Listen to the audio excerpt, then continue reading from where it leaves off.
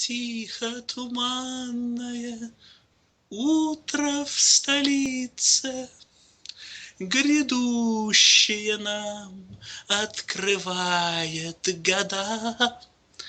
В гробе сосновом останки блудницы.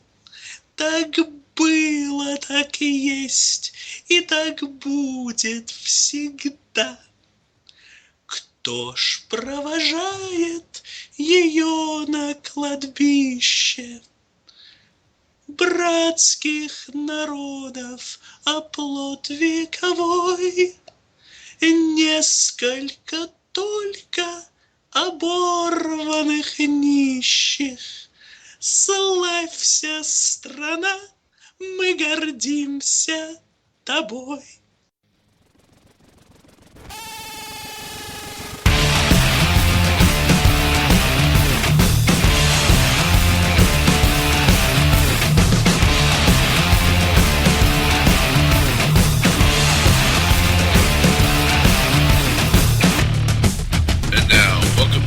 Edge of Chaos, starring Neurotoxin and Joe Ryan. Edge of Chaos is a free-flowing discussion occasionally dealing with mature topics.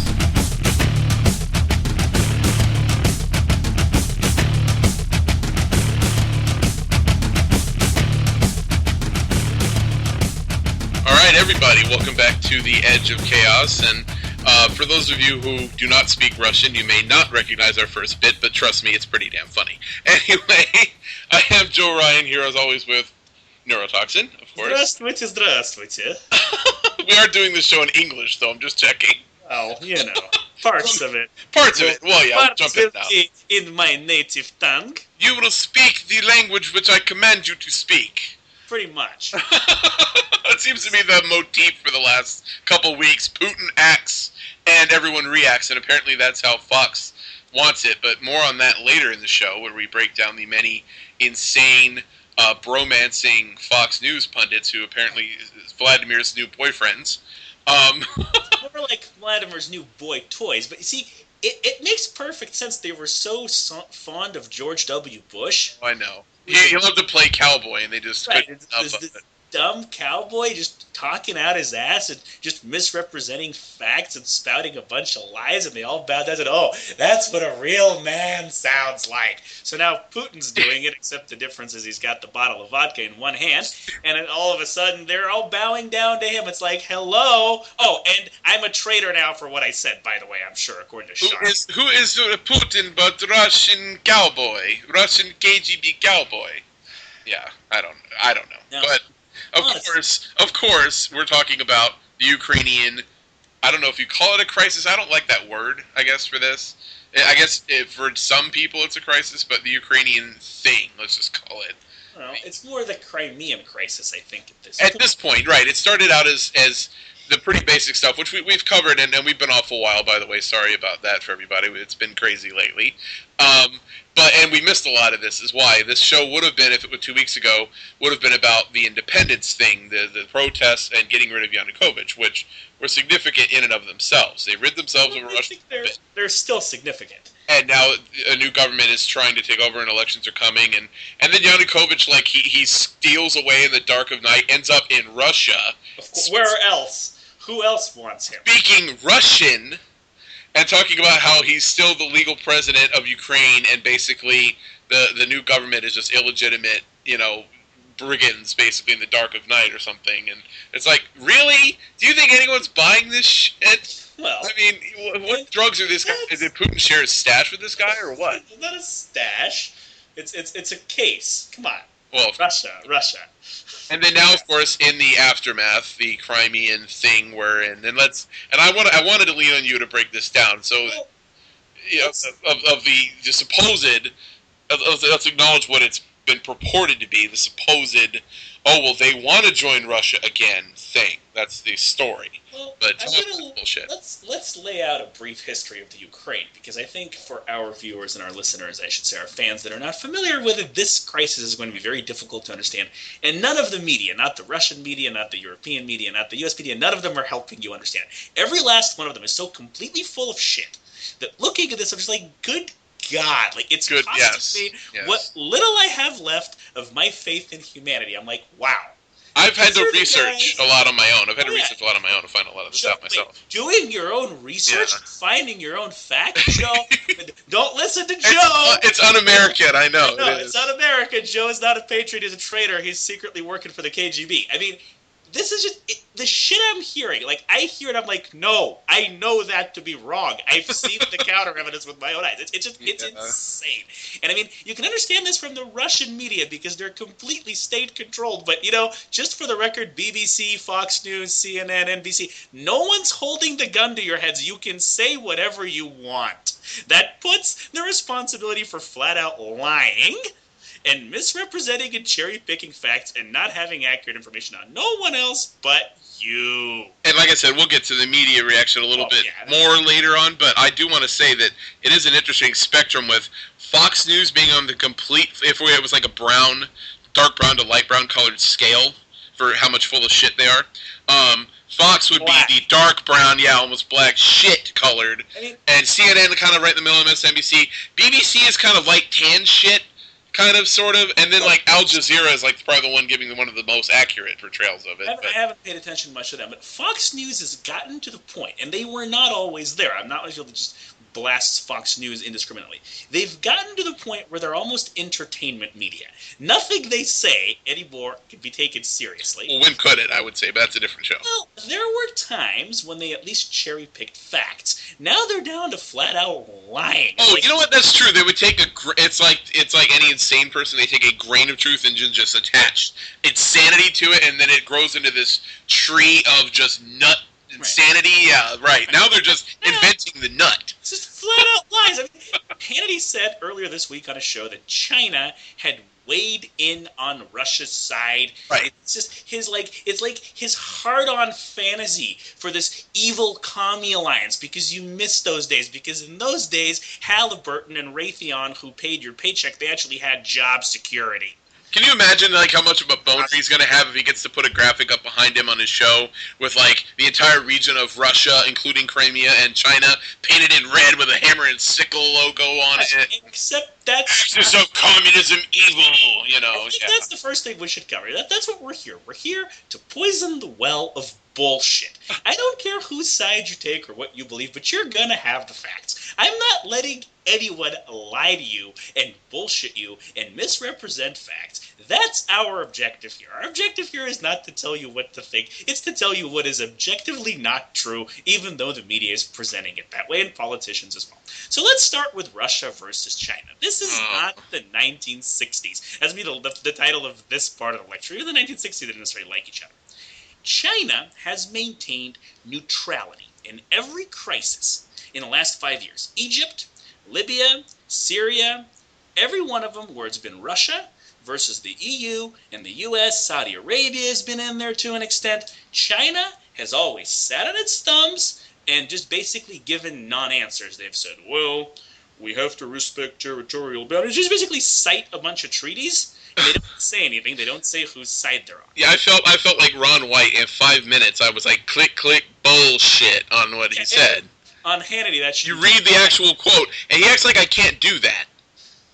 And I think maybe what the comment is that his viewers typically don't. Oh, yeah. But they don't bother. They think he is the source. But right, that's the scary part. Hannity is the source. It's this double answer filled thing. It was one comment. I listen to the slugs in my backyard before I listen to Hannity source. It's mind-boggling. I don't care if you like Hannity or not. How can you listen to a pundit and have him be the source? When I listen to pundits I don't take the shit I say, without a grain of salt. Right. So you shouldn't, and we've said it before, you shouldn't take what we say without a grain of salt either. So the Chinese neutrality, the strategy of neutrality, what happens afterwards, like this happened in Libya, this happened in Egypt, when the original governments in these crises, Gaddafi and Mubarak, fell, the Chinese rolled in, their companies rolled in, their government organizations rolled in, their economic organizations, and made tons and tons of deals, economic deals with the locals, basically taking their natural resources, buying their natural resources, establishing infrastructure,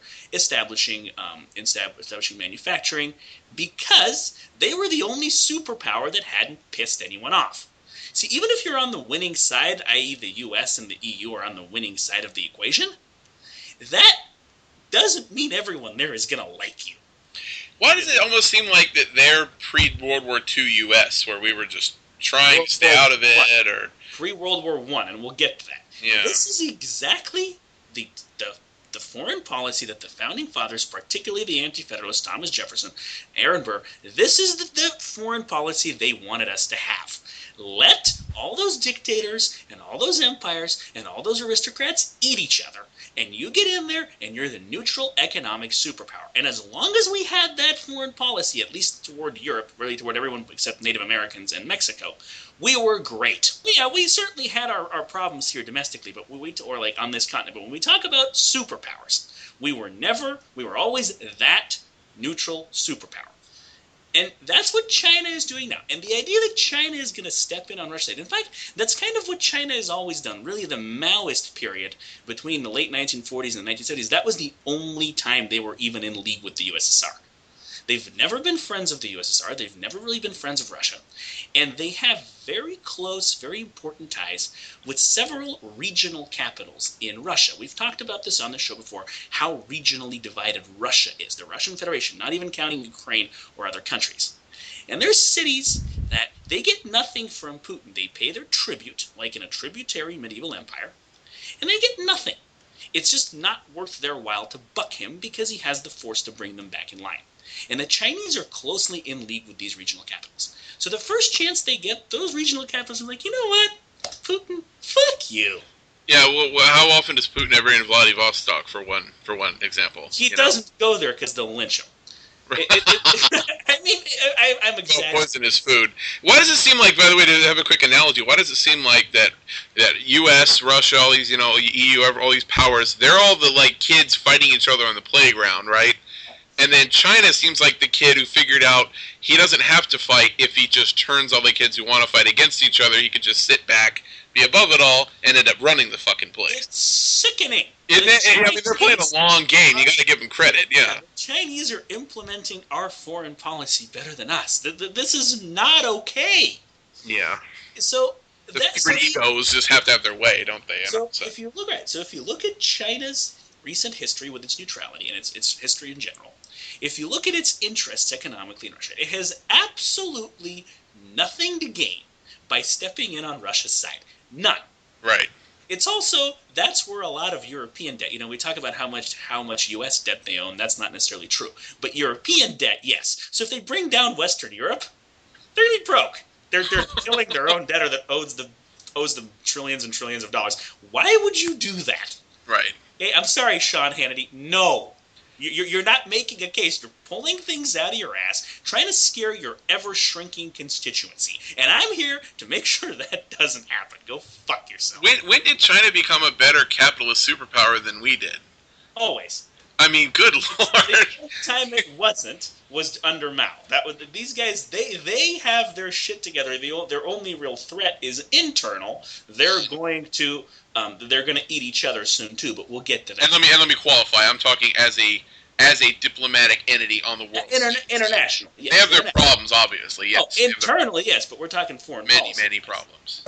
When they become a better non-interventionist superpower, I think is a better word for it. But yeah, foreign relations is one thing they've consistently kind of done right. It seems like, as far as and don't misquote me, as far as we're talking about protecting their own interests, advancing their own interests, we seem to step on our dick quite often as a contrast. We stepped on it about 100 years ago, the first time, and then we decided we have to show everyone we're badasses by just stomping on it persistently. Right. Look, this doesn't hurt. And I only need the 5 words to prove myself: Saddam Hussein, Osama bin Laden. Those are 2 previous pets of ours that we had to end up dealing with.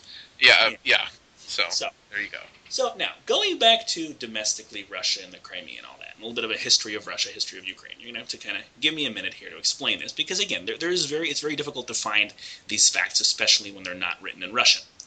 So the Ukraine, Kiev was the original capital of Russia, long ago, like we're talking over 1,000 years ago. And it was not really one country. They're like little medieval kingdoms. You had the Moscow Kingdom and the Kiev Kingdom and a whole bunch of others. And when Russia was eventually united by Ivan the Horrible in the 1600s, 1500s, 1600s, he became the Tsar of Russia. He was based in Moscow, so Moscow was the capital from then. So they've always essentially been one country, or at least kind of one empire. There's not really this history of them being against it, at least not externally. It's sort of like, how Germany was a bunch of little kingdoms until the 19th century. Right. Same idea. It's very similar. So there's always kind of been this bitterness from the Ukraine because they used to be the head honcho in town, and eventually Moscow took that role. Now you get to World War I in the 20th century, early 20th century, and there's kind of a lot going on here. So I have to kind of take a little bit of time. So the Germans roll in. They take over most of Ukraine in World War I. They conquered most of Ukraine because that war was a war no one wanted to fight. Especially on the Russian side, the officers just threw down their weapons and walked away. Because the Tsarist Empire, they knew it was over with. They didn't want to fight for it. So most of Ukraine is conquered by the Germans, and then when Lenin comes in with the revolution, takes over what is to become the USSR, he signs the Treaty of Brest-Litovsk, which gives most of Ukraine to the German Empire. That only lasts a few months because then World War I is lost by the Germans. They throw down their weapons and leave. So this leaves Ukraine as an independent country for about 3 or 4 years. And this is very important. They've already been an independent country once. And they have that. I mean, I don't think there's very many people alive that remember it, but they have that in their history, and they're very proud of it. So when they become their own country, they actually, I believe, had 4 presidents in less than 4 years because there's a lot of turmoil and a lot of turnover. And we have to recall that the Russian Empire was a medieval empire that was very theocratic. It was very, the Russian Orthodox Church was the official religion, and people who were other religions were tolerated, but there were a whole bunch of restrictions on what they could do. And one of the most restricted groups were Jews. Except Jews, in our culture, to be educated, to know how to read, to basically understand the system we're living in. So you constantly had Jews finding ways to beat the system and beat these restrictions. And because of this, a lot of the original Bolshevik movement were Jews. People don't realize this. Lenin wasn't a Jew. Stalin wasn't a Jew. But a lot of the people surrounding them, Trotsky, for example, were Jews. So one of the ways, Ukraine wanted to stay independent. They didn't want the Bolsheviks in the Ukraine. They didn't want them coming down from Moscow and taking over Ukraine. So one of the rallying cries at that time in the 1910s was anti-Semitism, because the Ukrainians are pretty anti-Semitic to start with historically, and they painted Trotsky as this godless Jewish Red Devil because he was the chair of the Russian army, the Bolshevik Red Army, and that we're going to stand our ground and we're going to be these anti-Semitic Ukrainian nationalists. You actually still see some of the Ukrainian nationalism today. It's there. It's just not remotely as big as Sean Hannity wants you to think, or as Putin wants you to think. Now, what happens is you have a lot of the Jews, especially living in the rural areas. There was actually another force involved named Nestor Makhno. It's the Black Army, but we won't get into that. Because of the anti-Semitism, that force switches sides. The Bolsheviks are able to take over Ukraine, and then only from there are they able to force out what's left of the Tsarist army. So that's kind of your brief history pre-USSR. Now, during the USSR, they just got the short end of the stick. Every stupid thing that the Soviet government did fell on the Ukraine. Chernobyl, anyone? Well, that's toward the end. It's one example.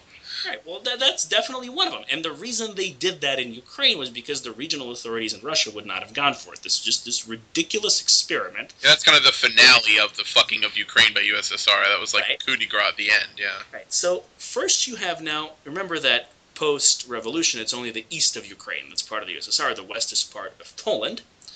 So don't forget that. That's important. So in the 20s, the 30s, you have all the agricultural reforms where Stalin actually in several waves just basically kills off the entire Ukrainian agricultural class. First, they're extorting all their grain in the early 1920s to feed the starving cities after the Russian Civil War with the revolution. Then in the 30s, you have the collectivization, where they're trying to force them into the collective farms. And the Ukrainians have a very charming name for this. It's hunger holocaust. Oh, God. Because they literally you take away all their grain and all their animals, they're going to die. Yeah, well, it's actually an appropriate name. It is. It is, funny. And it's Golodomor in Russian or Ukrainian. And they actually, the numbers from that Holocaust are estimated about 10 million people. died. So that's comparable to Hitler's Holocaust. You don't hear about this, but this is Stalin did this. And Stalin wasn't done, by the way, ladies. No, not anywhere. That's only part of the. Anyway, go on. Sorry. Then they established the collective farms in the mid 1930s, and there's also this rapid industrialization going on. They want to gear up for World War II. Remember, Stalin was in the Axis. They knew they were going to start taking over the world. The non-aggression treaty, yeah. Right. So you can either build farm machinery for those collective farms in the Ukraine, or you can build tanks. And you can only afford one. What's a brutal, psychotic dictator to do? He did was he built farm machinery that could easily be converted to tanks. You just take the top off, put some armor on, it's a tank. The problem with that is it's too heavy, it's on treads, so they beat the shit out of all the soil. And this really wasn't working very well as in terms of farming. It also didn't help that you killed anyone that was worth a shit as a farmer in that hunger holocaust 5 years earlier. Okay? Then, of course, World War II. We talked about this on the last show. The Germans take over. A lot of Ukrainians welcomed the Germans, the Nazis, as liberators. That's how bad the USSR was for them. They listen to this carefully. They welcomed the Nazis as liberators. Now, of course, it helps that they were anti-Semites, but still, there was more to it than that. And Sean Hannity types twist that around too. Right. They don't put it in their proper context. You're right. Anyone at that point is a liberator. At that point, right. They didn't know any better. Any unknown is better than the devil you know. Right. But again, the Nazis actually treated the Ukrainians better than they did a lot of the other people they conquered. There's been a lot of trials, for example, with Ukrainians that worked in the death camps. Mm-hmm. That were overseers, because the Ukrainians and the Germans got along great at that point. Again, they remembered the German occupation from World War I, which is actually relatively good for them. So then the USSR comes back to reconquer Ukraine, takes just hundreds of thousands, we talked about this on the last show, of young boys from the countryside that have never seen a gun, gives them 2 bricks, and uses them as fodder to push back the Germans. And they win, but it's at the cost of, again, killing off a whole class of people. Just hundreds of thousands of casualties just used for fodder. And of course, when the USSR invaded Poland in 1939, that was when they took West Ukraine, and they kept it after World War II. Mm-hmm. That's where that West Ukraine site came from. That's why it's not playing ball. So after World War II, you literally have killed off most of eastern Ukraine at this point. You've destroyed the agriculture. You've destroyed the agrarian class with the hunger holocaust. You've drafted all their young men from the countryside and used them as cannon fodder. Plus, it's been overrun by the Germans and then by the Soviets. So it's completely beat to shit. But at this point, they discover there's a lot of natural gas and coal to be mined in the east side of Ukraine. So what Stalin started doing in his last years is basically forcibly relocating hundreds of thousands of young workers who were Russian, not Ukrainian. This is how East Ukraine becomes Russified. Mm-hmm. To work in those mines and to industrialize it and use it as an industrial center, figuring now we have West Ukraine, we can use that for the agriculture. So that's kind of your brief breakdown there of what happened to the Ukraine. Now, during this entire time, the Crimea is a part of Russia. That's right. This is why the Crimea is what's going on. It has not been a nominal part of Ukraine it was 20 years, right, that it's been? So not that long. The 1960s is when it was. So we're getting to that. So then Khrushchev and Brezhnev, the next 2 Soviet dictators after Stalin, both of them were Ukrainian. They were both from the Ukraine. Now, they were idiots, but they're not remotely as brutal. So Khrushchev, is one of his fits of crazy, simply handed over the Crimea to the Ukraine, saying this is no longer part of Russia, it's now part of the Ukraine, to the great content of everyone in the Crimea whom he didn't ask. It's interesting. Well, again, the native population is actually called the Crimean Tatars. They're not Russians. But yeah. Stalin had, they're Crimean Tatars, a specific ethnicity of Tatars. But Stalin had forcibly relocated most of them after World War II for the Black Sea axis and put a bunch of Russian troops there. And then Ukraine came in and said, and then Khrushchev came in and said, okay, this is now part of Ukraine. So it makes no sense, like everything in Soviet management. And then you have Brezhnev, all the agricultural and industrial reforms. Again, they made no sense. They weren't necessarily as brutal, but they were ridiculous in management. Then under Gorbachev, you have Chernobyl.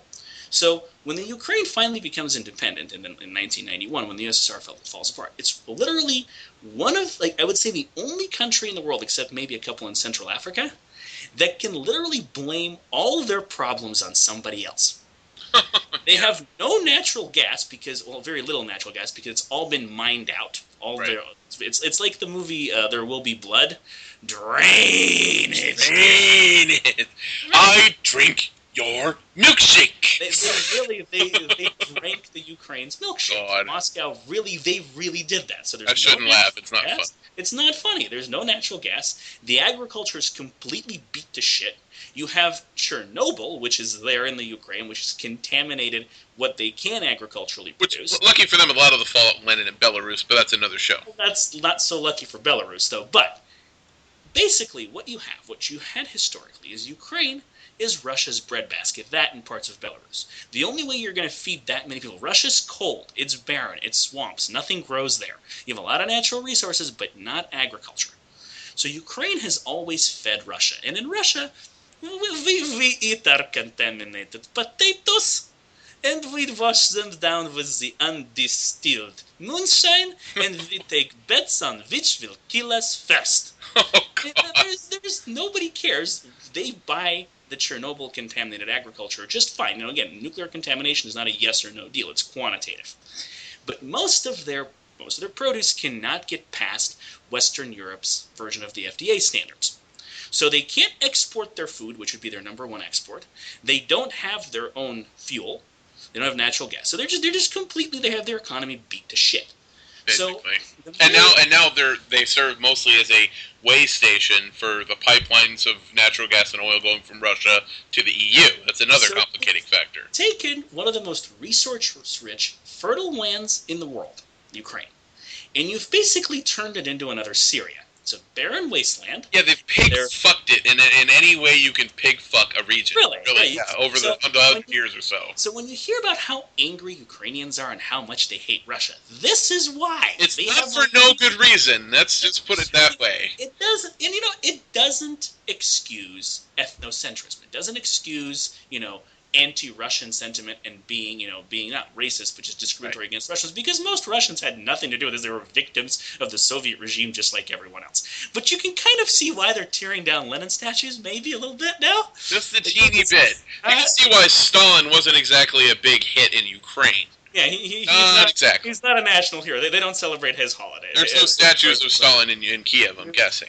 Yeah, no. Not ones that aren't vandalized, that is. No, they're maybe one like of someone wearing a dress and like women's panties or something. There you go. Yeah. That would be there, but yeah. And so yeah, right. And that's the number one thing fault that I find with the Fox News types and really any media over here. They ignore all the history of that, and especially to paint. Oh, they're all Nazis. They were cool with the Germans in World War II. Okay, yes. But we were cool with the Soviets, and I'm really not sure which one's worse. And it's like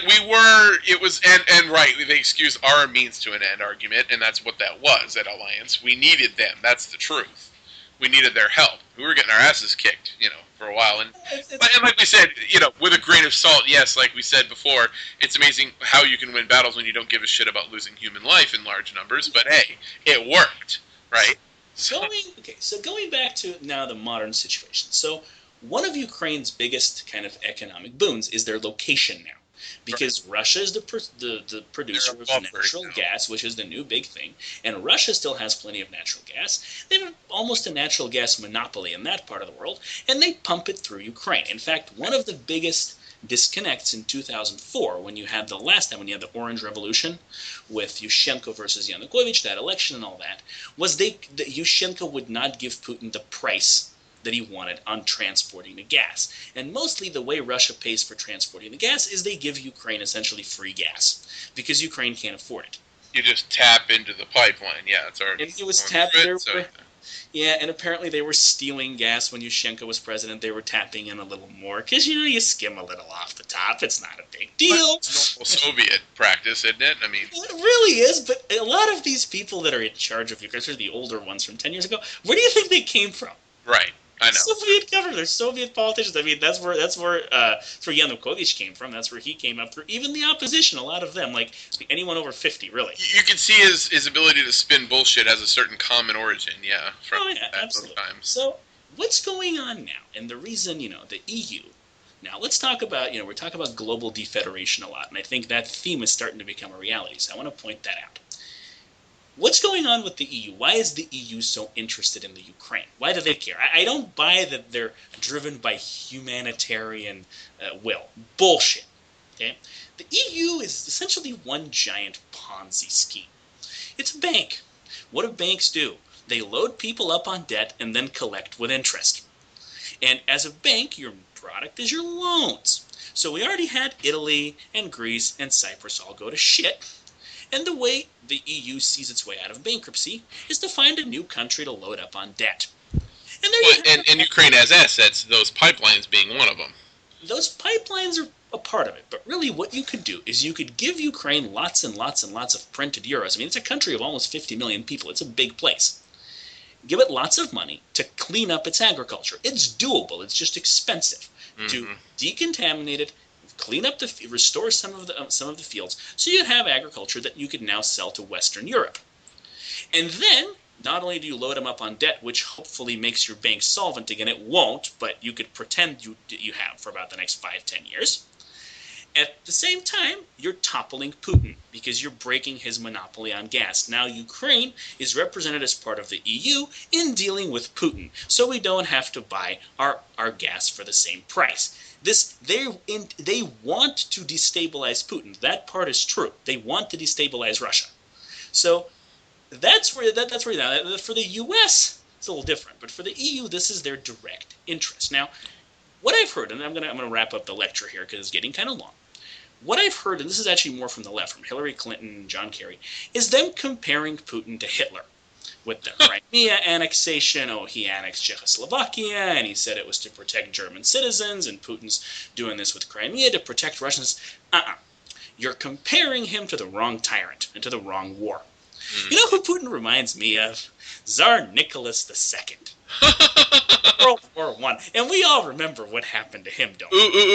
Will he get a sword run through his gut, too? Please tell me he will. Probably he's going to get beheaded, and his head will be placed in a postulate and sent to Leon Trotsky as proof that he's really dead. That's what happened to Nicholas II. I don't condone violence necessarily, but it is amusing when people who are tyrants and who spread violence come to violent ends. I'm just saying it's just kind of nice in its justice in an old-fashioned way. That's all I'm saying. I think there's a practicality to it. I wouldn't do it, but I can't blame the Russian people for having their fun. I mean, hey, far be it for me. Chris Rock, I'm not saying they should have killed him. I ain't saying they should have killed him, but I understand. I condone it against the tyrants just fine. I think that a good tyrant lynching is a deterrent to potential future tyrants. You may live very well for a while, but this is how you're going to end up. Yeah, quick aside, I think Putin should have in the last month been checking into a thing that I was kind of revisiting in history, and it's modern history. You can watch a YouTube of this, boys and girls. The end of Ceausescu in Romania. That is some old-fashioned dictators slaughtering right there. You can actually queue up a YouTube of, cameras filming them shooting this guy against a wall like 50 times with his wife standing next to him, and then going and examining his corpse to make sure he's dead. And it's like, wow, that's, ooh, been wanting to do that for a while, haven't you guys? Yeah. Just see all the years of rage, and yeah. There's not enough room on his body for enough bullets for them to let it all out. One long rambling speech too many, ending with booze, and it ends with that. It's like, and it took 2 days. And 2 days. That's kind of where Putin is going. That's where he's headed. Because if you look at his country, he wants to act as if he's this powerful dictator and he's going to take over the world and I'm influential and Russia's the superpower. Bullshit. What kind of superpower invades a part of a foreign country? Yes, those are Russian invader troops. No, they're not Crimean defense forces. No, Jon Stewart actually showed a clip on the Daily Show the other day of the guy saying, "I'm a Russian soldier." He actually said the word. Well, the thing is, I think they were already there because there's a lot of Russian military bases there. But what kind of superpower sends them in without their insignias on? We're so powerful and intimidating and we're not afraid of anyone, so we're not going to tell you who we are. I think I figured this out, by the way, after having watched a few things. I don't think Putin is he's tyrannical-ish, but I think that he literally is to the point of such insanity that he actually believes the things he says now. Oh yeah, I agree with you. And Daily Show on Thursday did a really great, and part of it was the conservative thing, but the Fox News thing, which I'll talk about in a minute, but they played this press conference, I think it was for EU journalists, that was aired on RT, I think, amongst others, but which was interesting. 2 anchors resigned on air because they just couldn't keep the bullshit going. They just couldn't. They were too bothered by it. Pointing at the sky, you can't make it's green. They're like, it's green. It's good. I can't do this anymore, you guys. I'm sorry, I just can't. This is all bullshit. I can't. Anyways, so what he starts his press conference going, "Oh, I just want this to be a conversation. Oh, okay. Now I'm just going to talk, and you guys can't interrupt me." That's how it starts, and then he starts going off on this bullshit of, "Oh well, so Mr. Putin, how would a bunch of troops end up in Crimea with no insignia if they weren't Russian? I mean, come on, they have to be Russian, right? Come on, you're bullshitting us, right?" Well, see, in a lot of these Eastern European countries, former satellites of the Soviet Union, you could just walk into a store and just buy a uniform. It's not that hard to just walk in and buy a uniform. 15,000. Like John Stewart, yeah, but I don't think you can walk in the store and buy 10,000 of them. And I don't think they throw in a free Russian tank with your purchase. Or an assault rifle. I mean, really? And it's like, for a minute, and then he plays, like, just something that Angela Merkel in Germany said. She talked to Putin by phone, and she literally said after the fact, she's like, "I literally think he's lost touch with reality." She's saying that she thinks he's going insane. And maybe there's something to that. I mean, Stalin was nuts in his last years for syphilis. Does he have syphilis? Do we know this? No. That was Lenin, not Stalin. Oh, I'm sorry. Right, that was Lenin. But Stalin was nuts his entire life. Stalin was just nuts. Yeah. Yeah, he was paranoid. I forgot. You're right. Lenin had a disease to blame on it. Yeah, right. Stalin was just nuts. Anyhow, schizophrenia is a disease, but yeah. But how much is Putin's insanity in play here? I mean, good God. Here's the thing. I watched the Russian coverage of the closing of the Olympics because it was much better. It's the one that's actually there. I thought, it looked a lot prettier without all the American commercials and all that. So for what it's worth, I watched that, with the commentary in Russian. And just watching Putin sit there, and he looks like fucking Caligula. Look, I'm the king of the world. It's like, dude, you're not. And yeah. I mean, of course, they claim to have won the Olympics. Nobody cares, but if you think about the Rome comparison, okay, you built this entire thing, you wasted all these resources, you impoverished your country, and now what? Got into massive debt, so you could build this, so you could sit on top of it and act like you're empty. Once for 2 weeks, right? And then never again. They actually had this one little problem where how at the end of the opening, you have the 5 Olympic rings, and they all missing the ring. Yeah. Right. Well, on the Russian coverage, they actually very quickly spliced in live. They spliced in live, footage from one of the rehearsals. Oh God! They actually did this. You can't make this stuff up. You're fucking kidding me, right? I'm dead serious. I saw this with my own eyes.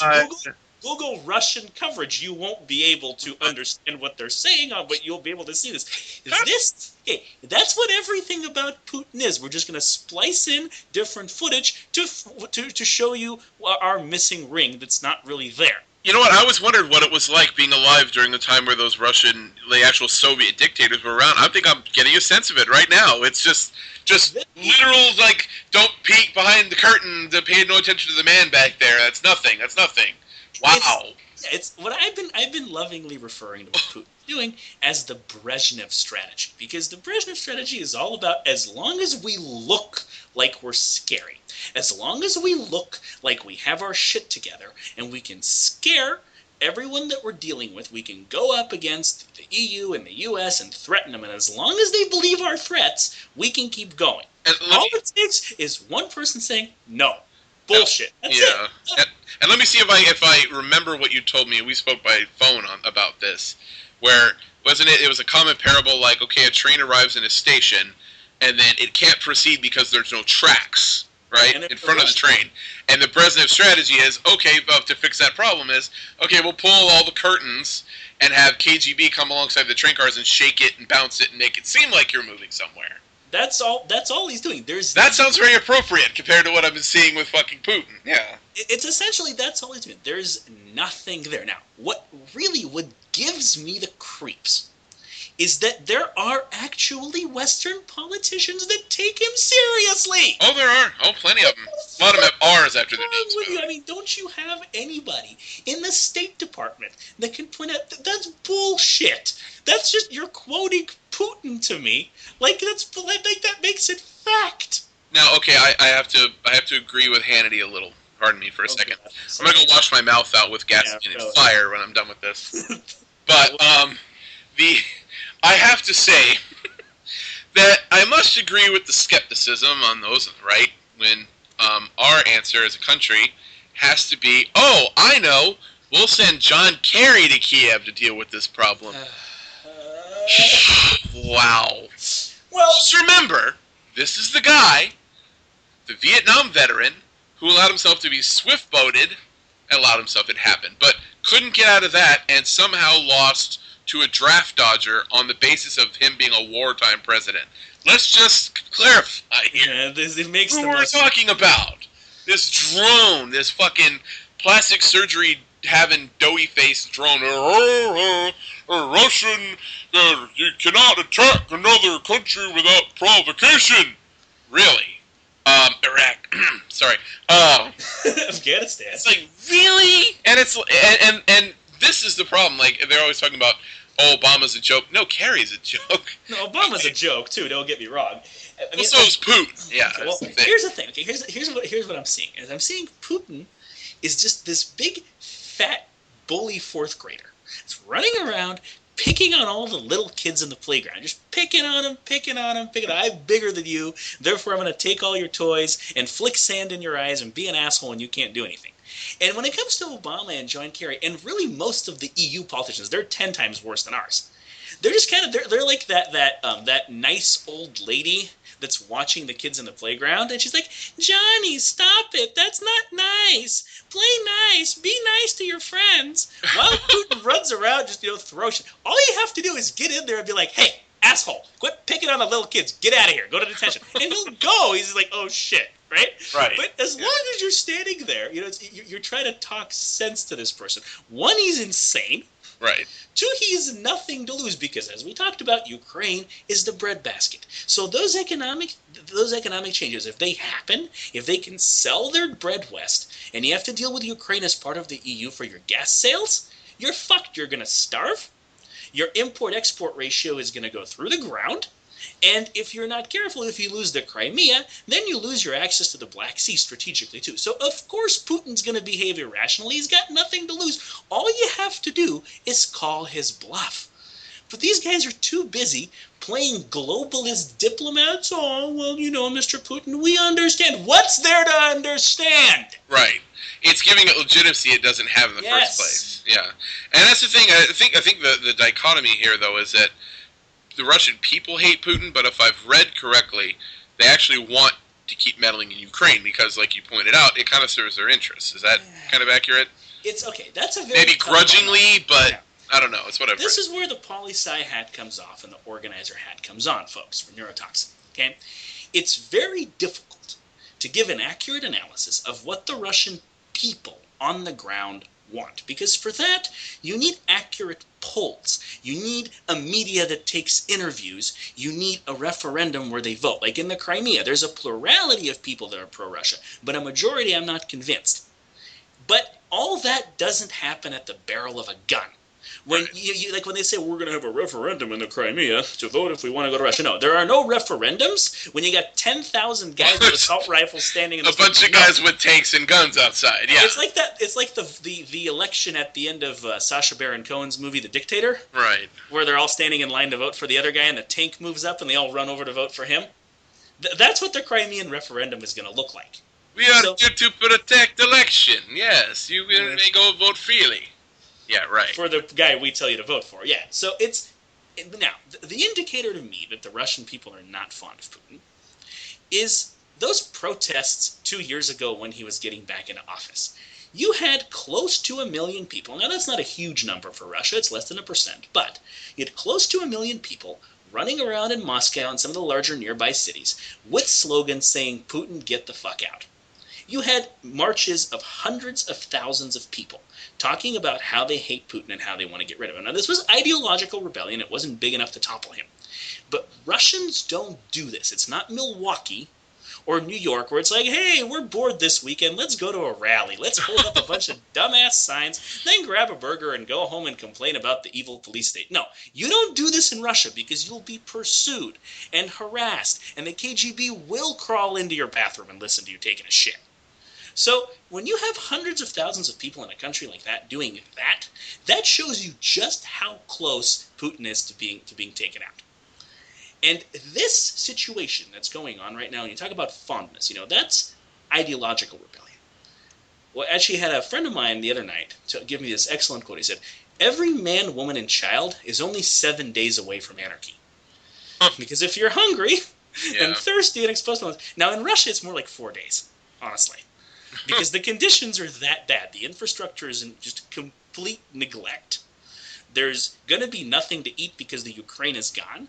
And when you invade other countries, that does not serve your economy well. I mean, we saw this with Bush, with Iraq and with Afghanistan. We saw what happened. All your resources are going there and you're not producing anything. So over here, politicians do that, and we throw them out in the next election. I mean, the neocon wing of the Republican Party, they're gone. There's still a few of them there, but they're not in charge. The Republicans may come back, they won't. Russians don't have that capacity, democratically, and they already don't like Putin. Put two and two together, what's going to happen? Yeah. So I do want to turn to the Fox News pundit bromance with Vladimir Putin, that sex symbol. No. Well, really? I heard, oh my God. So, for those of you who watch The Daily Show, on Thursday's episode... It's really sad when accurate news and the most accurate... Oh, I know. Is Jon Stewart and The Daily Show. It's a comedy show that's more accurate than the real media. Give me a break. And they played all this endless parade of all these Fox morons going, hey, he says he wants to do something, he gets it done in half a day, and none other than Rudy Giuliani exclaiming, now that's a leader. Now that's a leader. And Sarah Palin, oh, they see him as someone who wrestles bears and drills for oil. And, oh, he killed a tiger once. Yeah, a tiger that was tranquilized, caught in a snare, waiting for him to show up with a gun and plug it in the head. That's your fucking hero?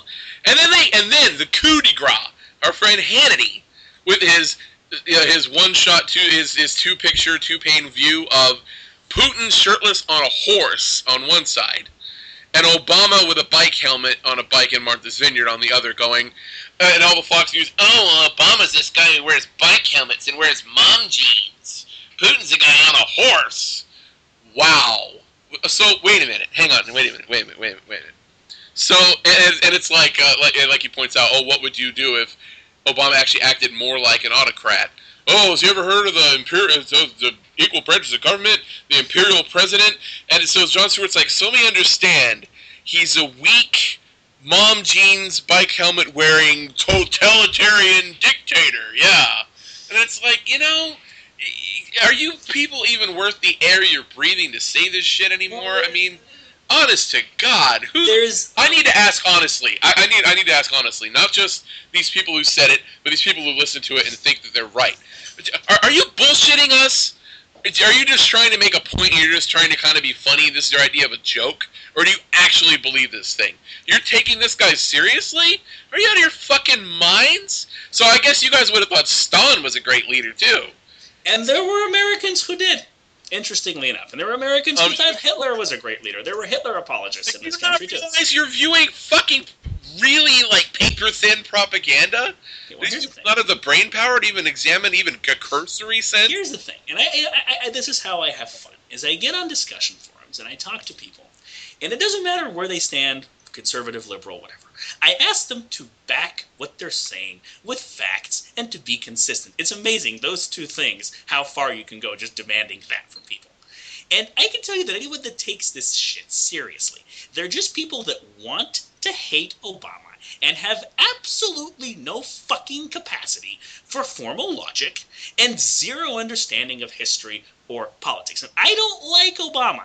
Don't get me wrong. And that's the thing, there's plenty of reasons to dislike him.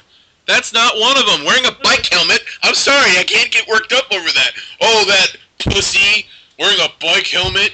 Seriously? Yeah, head injuries and brain damage are so attractive. Well, in our leaders. They are. I mean, look at Sean Hannity. Good.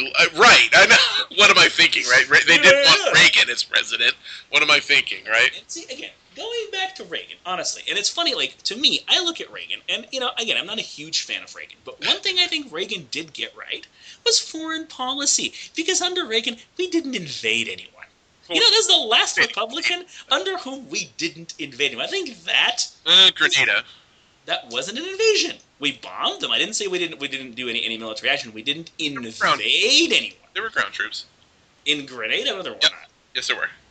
Were there? Okay, I could be wrong. I'd have to look this up. But going back to Reagan, Reagan. I mean, this is a legitimate boon to him. He brought down the USSR with just one simple word: no. Bullshit. You don't have anything. I'm going to do whatever I want. I don't have to listen to you, and your empire will collapse. And that's exactly what happened. That's all we ever had to do. But for 25 years, we had JFK and LBJ and Nixon and Carter and Ford just kissing these guys' asses, trying to play ball with them, trying to not only make peace, but make a deal with these psycho dictators, and then at the same time having to be warmongers elsewhere to stop their propagation. They were basically Bill Clinton and Obama and Bush Jr. all rolled into one. All the bad foreign policy in one president, in one party, or in one administration. And it didn't work. And now these guys want to sit here, Hannity's and whatnot, and they want to compare Romney and Bush Jr. to Reagan. No, those are not the same proposals. You want to compare Bush Jr. to someone? I got one for you, Lyndon B. Johnson. That's the last president that was the most similar to dumber than a box of rocks, talking up patriotism like, because there's got nothing else, and just trying to just indefinitely promote a pointless and unwinnable war. That's not Ronald Reagan, ladies and gentlemen, and I'm not a huge fan of Ronald Reagan, like I said. And when it comes to Obama, I mean, there's been some comparisons of Obama's foreign policy to Reagan, but it's really not. He's got no balls. I mean, I agree with that part, but Putin, I'm sorry, getting on a horse and taking your shirt off, if I do that, am I going to be the great leader tomorrow? Right. Look at him. He's all muscular and fit. He's up on a horse. Who cares? What are we in middle school? He's all muscular and up on a horse? What are we in fucking middle school girls at an NSYNC concert here? Should we know something about your sexual orientation that you haven't revealed to us previously? I mean... I don't know. They were complaining about gay marriage for a long time there. I don't know. Because, when you say things like, boy, that dude looks really good and muscular and fit on a horse, you just, I'm just asking. It just causes people to think thoughts, that's all I'm saying. And these are the same guys that are complaining about how gay marriage is going to destroy humanity and our traditional culture. That's what Putin says to you. Wonder what they do together on Sunday afternoon. And yet he's the one that wants to ride a horse bare-chested out in the fucking... Yeah, I didn't think of that. Yeah. So how many times has the most strident anti-gay guy come out as gay? Like Ted Haggard or somebody? Or Larry Craig, yeah. That. Hey, come on. What do we want to know? Like, what do we need to know here? What are you not saying? I'm making light of the coming out deal, but I'm serious. I don't know what am I supposed to think when you say things like that, people? And like I said, I'm asking this question to anyone, in the media, any one of our patrons that might, or a friend or someone who's hearing this right now, who might agree with that, Obama's this weakling and Putin's this strong.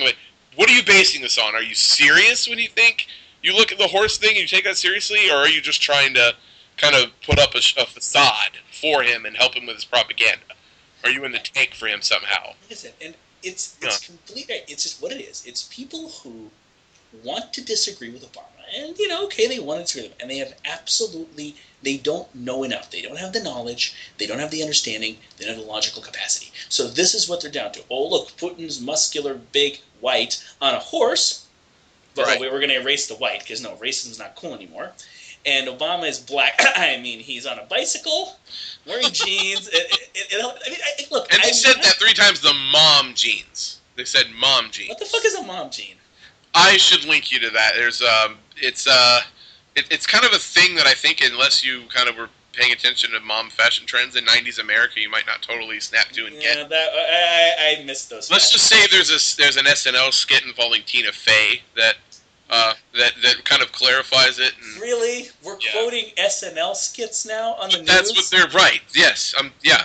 This is from the same group of people that thought 24, the show 24, was kind of like, they almost thought it was real. Like, it doesn't take much to get these people hooked. It really doesn't. And the thing is, like, again, I'm not the kind of person, I'm not fond of liberals who every time someone attacks Obama, can say, oh, you're racist, that's why I don't like Obama. No. But these are the idiots that make people think that. Oh, of course. Because they twisted themselves around so much that they're supporting a tin pot dictator in Russia. And think he's the ideal leader. Wow. I mean, how much down the rabbit hole of we hate bomb insanity do you have to be? I mean, that's just the proof right there. There you go. It's not just insanity. It's ignorance. It's this mob ignorance that, look, we know we don't like Obama, mostly because he's black, and we can't figure out a way to present this. We just don't have anything. So, look, Putin's a real leader because he's white. I mean, muscular, and sitting on a horse. It's just like, come on. This reminds me of. Shut up. This reminds me of during the campaign where Obama was out of such elitist because he eats sandwiches with arugula and Grey Poupon, which costs like pennies and $2 a bottle, respectively. Really? He's an elite because he eats fucking Grey Poupon, and go get a case of that at Walmart right now for $5. That's not anything like a rich king type person who would have to buy. Are you kidding me? Yeah, that's how bad we've gotten now. It's desperate. It's desperation for material. Because if you really want to criticize Obama, you kind of have to go the libertarian route. I mean, you've never seen anyone in the libertarian field, like us or hate us, criticize Obama from that perspective.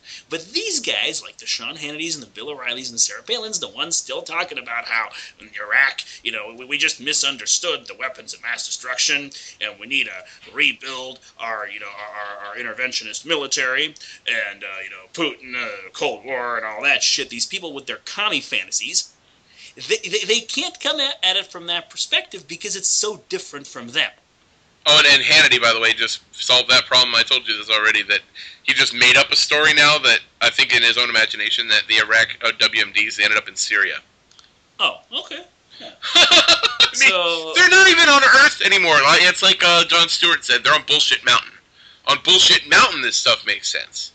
Or on some other planet, it might make sense. Not on Earth, on this Earth that we're on right now. It's mind-boggling. But here's kind of one of my, I should start closing up, and one of my closing thoughts on this is that the real difference between now and 100 years ago when World War I was started, because if you look at World War I propaganda, it's mind-boggling how similar the propaganda was on all sides of the spectrum, including here in the U.S. It's mind-boggling. Yeah, I have a friend, actually, who was really concerned about this whole crisis for that reason, because he actually used that example, the World War I, the entangling alliances. Right, it resembles World War I, not World War II.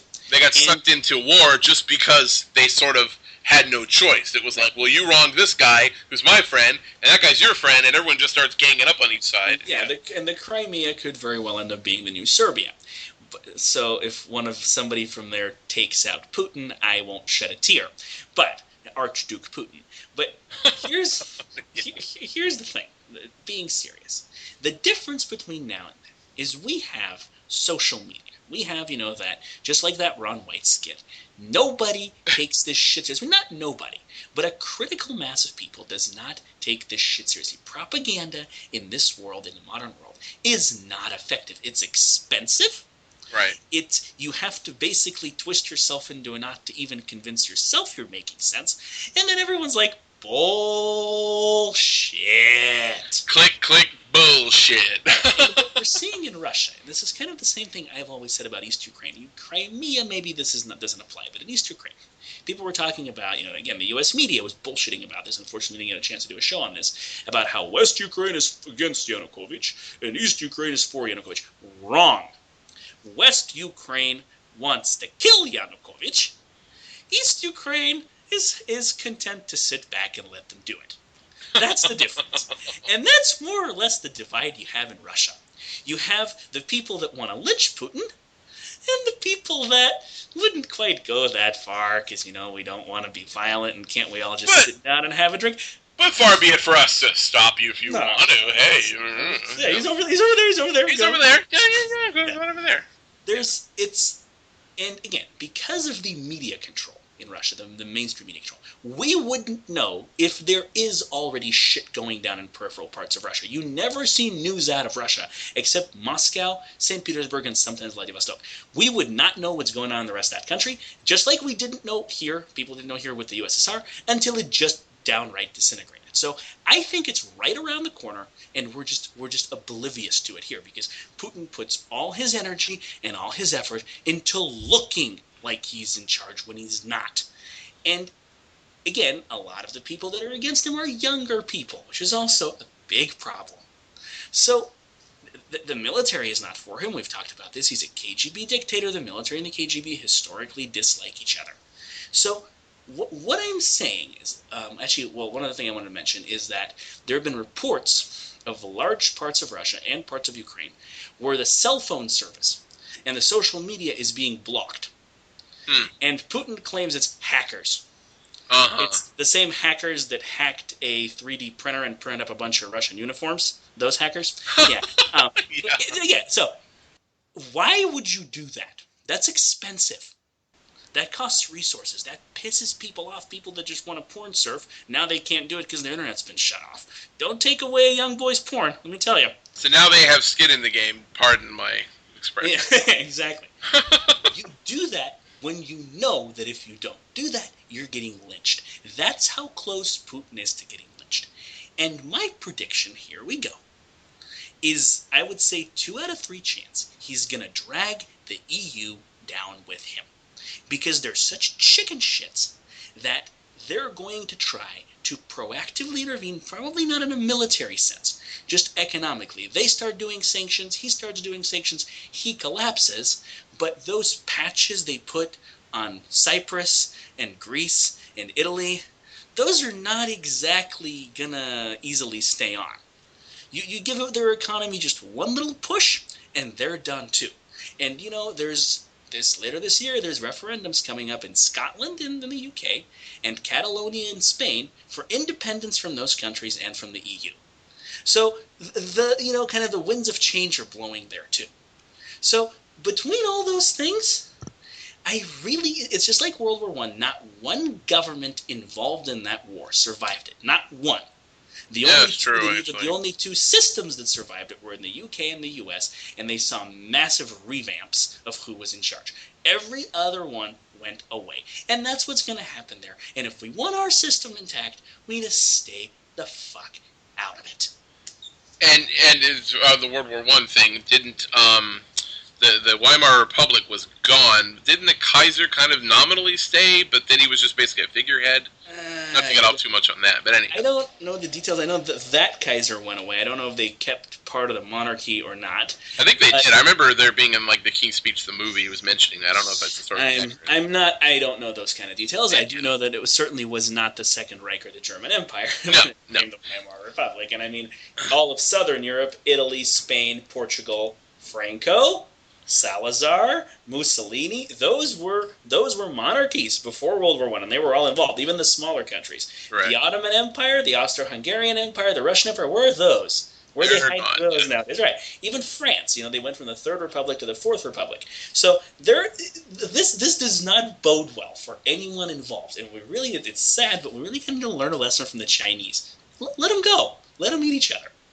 I do want to present kind of a point of view I've read a lot, is that kind of, this doesn't address what might happen to Putin, but that this particular crisis is going to just kind of pass without really much incident, and he's going to just kind of eventually slowly leave, because the idea is, well, you know what, he even knows he overreached, but everyone's trying to find a nice way that he can sort of back off without fucking himself in the process somehow. I don't see that, simply because, like I said, he sounds to me and to a lot of people like he's lost it. He genuinely believes in the bullshit he's saying, and that's a recipe for disaster. Once you're there, once you feel like you're this invulnerable, all-powerful king of the world, you got about 2 days to live. maybe that's the, we'll call it the really optimistic way to look at it. Yeah, okay. And they'll just, oh yeah, I did fuck up. You know what? My bad. I'll just pull out after a couple months and we'll just go on with things. Yeah. No. Yeah, no. It does seem like that we have nothing to gain by interfering in this, and yet how do I think that we're going to end up interfering in this somehow? I don't think we're necessarily going to end up militarily interfering. What I think will happen is, okay, let's say worst case scenario, not saying this is going to happen. Putin actually invades Ukraine. They actually take their military. Actual military. Military now. Ukraine proper, yeah, not just Crimea. Yeah. Occupations don't work. Okay? You remember a country called Iraq? Remember them? Yeah. The power inequality and the size difference between the U.S. and Iraq, it actually makes Ukraine and Russia look comparable. They're not. Ukraine is smaller. It is less powerful. But comparatively speaking, Iraq should not have been able to lift a finger to the U.S. And yet we went there, we threw out Saddam, and we left with our tail between our legs. Let's face it, people. Look at what's going on Iraq right now. That failed completely. Well, the system we nominally put in place that was supposed to, yeah, it's collapsing. It's done, and it was all going to shit the entire time. And gee, the guy we put in charge is still in charge, and he keeps trying to consolidate his own power base. More and more and more to stay in charge. Wasn't there another guy there before that did that? I can't remember his name. I think he was the guy we went there to get, wasn't he? His last name was Obama's middle name, wasn't it? Something like that. So in any case, Ukraine versus Russia. And again, we saw how mad they are. We saw how pissed they are. We saw how much they hate Russia and how much they don't want it there. Maybe that's not the case in the Crimea, but it's the case everywhere else, including eastern Ukraine. So if there's an invasion, you're going to have literally millions of men and even women, all ages, all different abilities, picking up whatever they can to fight this occupation. And we didn't see that in Iraq. We saw in Iraq it was radical elements, maybe 10%. The terrorist groups that moved in while we were there. A lot of them were foreign. Well, some of them were local, but a lot of them were foreign. In Ukraine, it's literally going to be every man, woman, and child versus the occupation. That's not going to work. And if you do that, what happens? Again, what happened to the U.S. as a result of that war? We impoverished ourselves, and what little credibility the politicians that put us there had with the people, gone. Well, let's remind ourselves. I know I watched this special. It was a Rachel Maddow special. I'll just confess. Even though I've written her off as. Not that I trade her as a credible source, like we said, no pundit should be given that kind of authority over us. Right. I pretty much stopped listening to her because she just relentlessly covers the Christie thing that I don't give a shit about, and has basically exposed herself as just being a hit and run person like all the rest. I mean, completely and fully. But anyhow, so basically, what I was saying about her 2 years ago. She did. Well, I won't defend her anymore. So anyway, she did do a special on the war in Iraq and why we went, and just interviewed a lot of the key players on both sides. It wasn't just all people who. Or like Michael Moore, let's say, looking for the bullshit. And it was, I mean, I remember a lot of the stuff they presented, I remembered at the time. Like the Cheney Energy Task Force meeting in secret, I didn't remember it being before 9/11, but it actually started on like the first couple of weeks of the administration. They were already looking at invading Iraq before 9/11. Yeah, okay. So, but basically the entire war, and it was obvious. It was obvious, even though it was like the Putin thing. Oh, no. That's the last thing that we're doing. Bullshit. It was about the oil resources. It was about going there and allowing not countries but the companies. And it's not just American. It's all they have these papers from these meetings where they had Belgian companies, Dutch, English, French, all these different oil firms from all over the world. Like they had all these secret documents from the Blair government about how BP needs in and Britain's energy future depends on this, and that's all it was for. Well, that and the military. And so the similarity to Ukraine is kind of similar there. There's a resource grab kind of at play too. But here's what I'm describing as the difference, and I agree with you completely, Joe. What I'm saying is, considering the difference in power and size and money and military between Iraq and the U.S., we could afford that. We did that. It was bad, and we had to throw out the politicians that did it, but we could afford that. Putin cannot afford to invade Ukraine. He does it. He's going to bankrupt his country instantly. They don't have a democratic way to get rid of him, so literally within a couple of months, you're going to have violent revolution and disintegration of the Russian Federation. Now, my impression is Putin is not that stupid. He understands that's what's going to happen, and he's not going to invade Ukraine. My impression is he's trying to hold on to the Crimea. Because without the Crimea, that's it. Russia can no longer even pretend to be a superpower, because there's no Black Sea access. So possibly, maybe, if our politicians bend over for him enough, he might be able to hold on to the Crimea. But again, this is not a long-term solution for him. One, it's expensive. It's wasting resources that he doesn't have. Two, you're still losing Ukraine. And if you lose Ukraine, that's your breadbasket, that's your exports. So the economic situation, which is already bad, they're already in debt from the Olympics, gets fundamentally worse. He won't last much longer regardless. So you think that is going to pull down the EU just because of the shock to the economy that it would cause? Well, okay, no. The EU will pull itself down. Here's the thing. If that would go the way I just predicted, the EU would probably endure, at least for a while, because they'd have Ukraine, and they could load up Ukraine on debt and then sell those debt futures. However, because they're scared of Putin, it's somewhere an in-between scenario, let's say not an invasion, but Putin insists we're not leaving the Crimea alone until you go back to this, and they start sanctioning each other. If it turns into a sanction war and a currency war, that's what will bring them both down, economically speaking. Maybe. So, I mean, there's a lot of different nuances and possibilities. We don't have 4 hours on the show to discuss it. I don't think Putin's stupid enough to start doing the sanction thing. That would be really damaging. And that he'll be lynched within days. Okay. In the last week, here are a few threats that Putin has made. He threatened to expropriate all foreign property in Russia.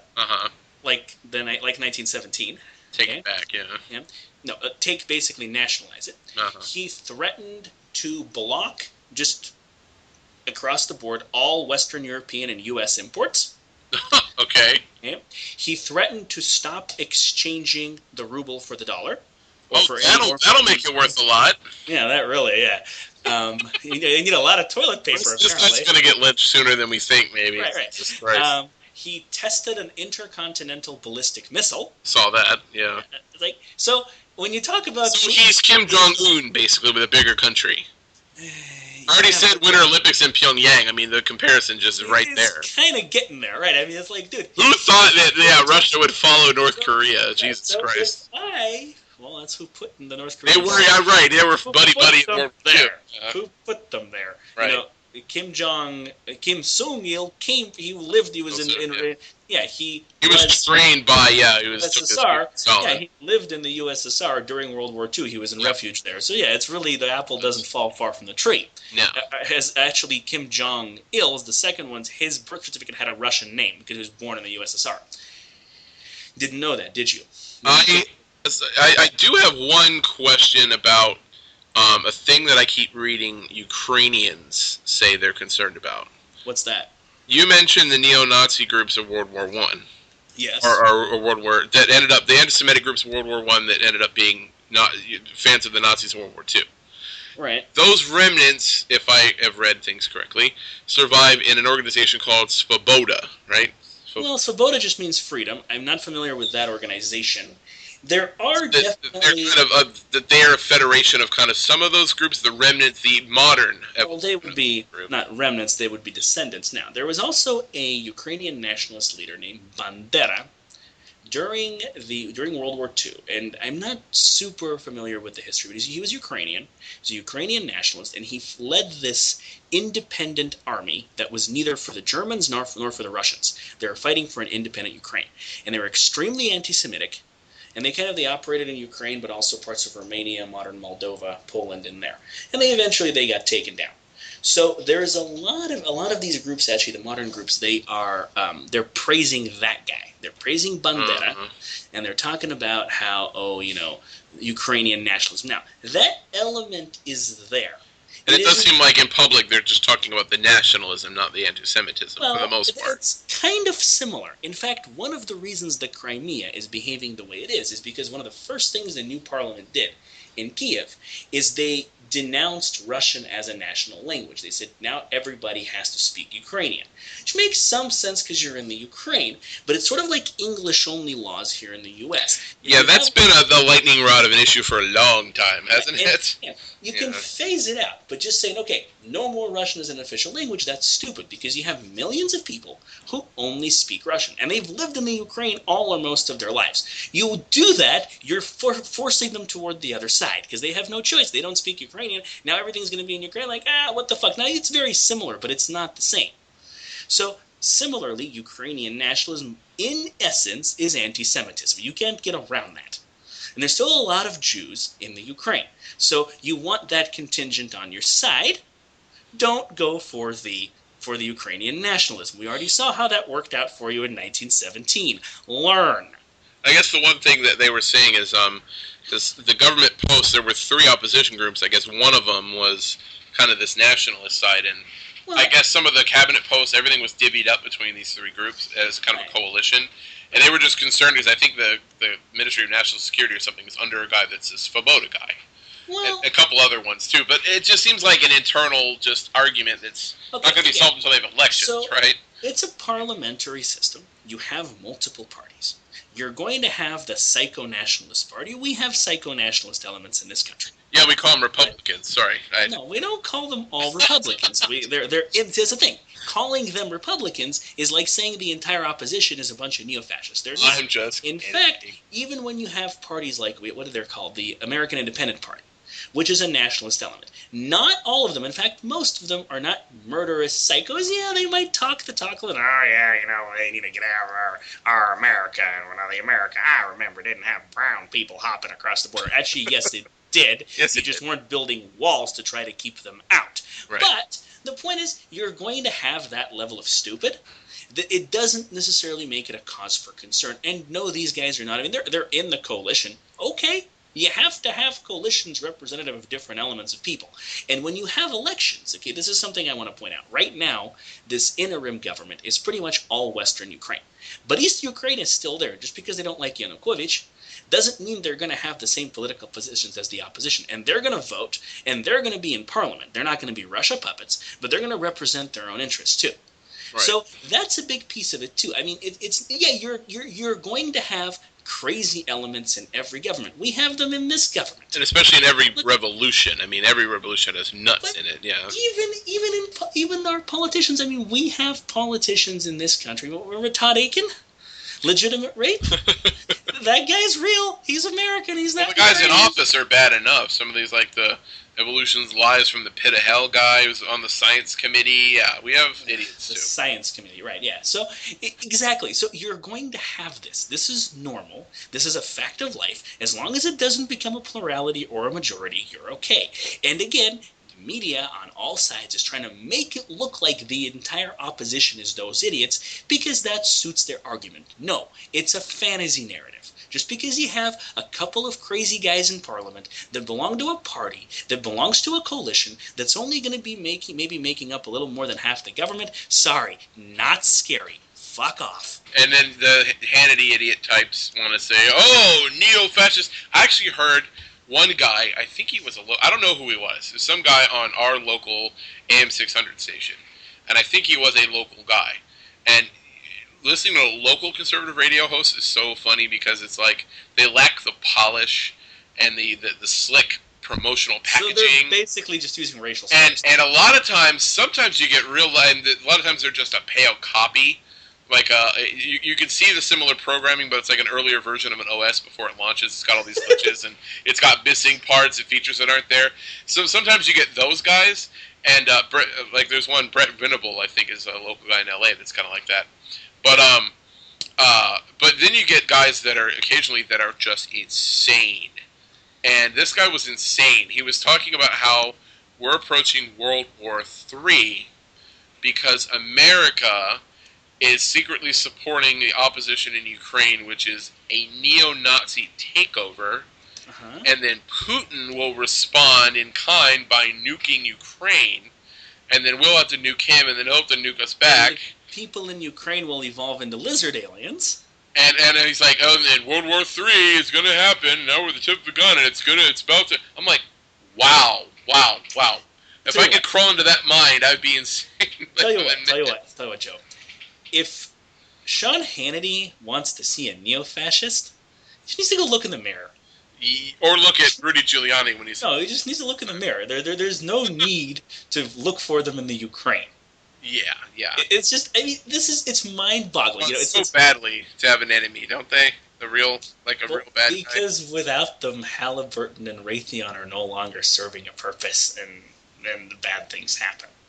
That's... In any case, I think we're good for tonight, or for today. I think we're good for this show. Thank you all for listening, as usual. We will see how our predictions here materialize and roll out. And instead of an actual comedy bumper today, after Joe's standard just information bumper, we have a special dedication to our good friend in the Kremlin, Vladimir Putin. We encourage you to stick around and listen to Edge of Chaos's tribute to your greatness. Hootie Poot, this one's for you. Thank you for listening. Thank you for listening to The Edge of Chaos. We can be found on the internet at edgeofchaospodcast.com. That's edgeofchaospodcast.com. Contact the show at edgeofchaospodcast@gmail.com. Follow us on Twitter at edgeofchaosshow. We can be found on Facebook at facebook.com/The Edge of Chaos. Neurotoxins blog can be found at neurotoxins with an S, fyg.blogspot.com. My blog can be found at joeryansworld.blogspot.com. For Neurotoxin, this is Joe Ryan. Thank you for listening to The Edge of Chaos.